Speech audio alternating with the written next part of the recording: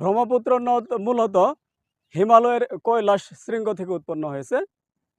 তো হিমালয় থেকে ভারতে এই নদী প্রবেশ করে গঙ্গা নাম ধারণ করেছে। আর গঙ্গা বাংলাদেশে প্রবেশ করে আমাদের ব্রহ্মপুত্র নাম ধারণ করেছে। তো আসছি সেই ব্রহ্মপুত্র নদীতে। এই যে ব্রহ্মপুত্র নদী, ব্রহ্মপুত্র আসলে নদী না, নদী বললেও হয় না, কারণ ব্রহ্মপুত্র একটি নদ। এটা কিন্তু মানে বাংলাদেশের সবচেয়ে দীর্ঘতম নদী। বাংলাদেশের সবচেয়ে দীর্ঘতম নদী ব্রহ্মপুত্র নদ। এই নদটা কিন্তু জামালপুর এবং শেরপুরকে ২ ভাগে ভাগ করেছে। এই পাশে জামালপুর, এই পাশে শেরপুর। তো জামালপুর আর শেরপুরের যে যোগাযোগ ব্যবস্থা উন্নত করার জন্যই মূলত ব্রিজটা করা হয়েছে। একসময় এই পাশ থেকে ওই পাশে বা ওই পাশ থেকে এই পাশে আসার সময় ফেরি ব্যবহার করত।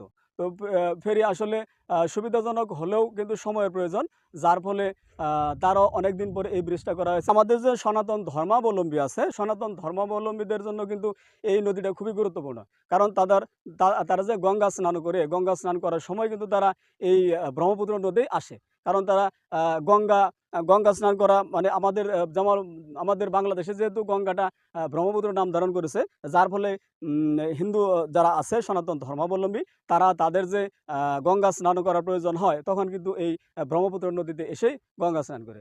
তো মোট কথা হচ্ছে যে নদী আগে অনেক বড় নদী ছিল, কিন্তু কালের বিবর্তন আসলে যেহেতু জনসংখ্যা বৃদ্ধি পাইতেছে দিন দিন, যার ফলে কিন্তু নদী আস্তে আস্তে চেপে যাচ্ছে, আস্তে আস্তে ছোট হয়ে যাচ্ছে।